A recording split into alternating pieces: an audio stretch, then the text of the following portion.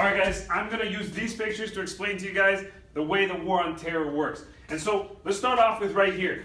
The USA. Right? The beacon of liberalism, neoconservatism. And so on September 11th, 9/11, the Twin Towers get attacked, so does the Pentagon, so does that attack in rural Pennsylvania.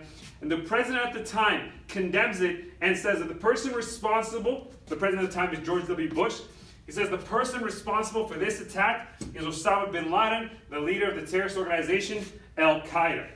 So the U.S. says, now where is Al-Qaeda based? It is based in Afghanistan. Who is in charge of Afghanistan? Who is the government of Afghanistan? The Taliban.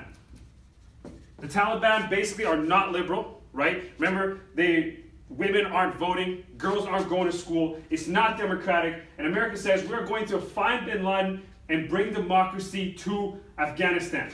The United Nations Security Council, based in New York, they agree with the United States, they condemn bin Laden, they condemn the Taliban, and they say go ahead, go to Afghanistan, go find bin Laden, go find Al-Qaeda and then the Taliban. And so Canada supports the United States and they go to Afghanistan.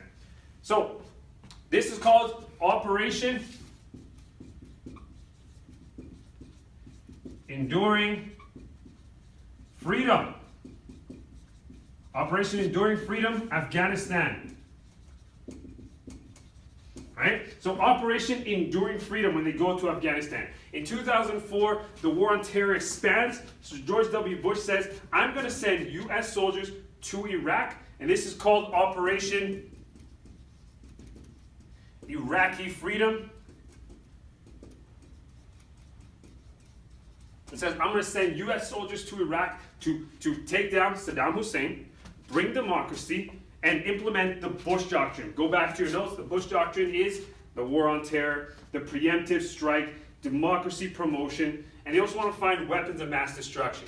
And so they go to Iraq, they don't find these weapons of mass destruction, and today the consequences are Iraq is a failed state.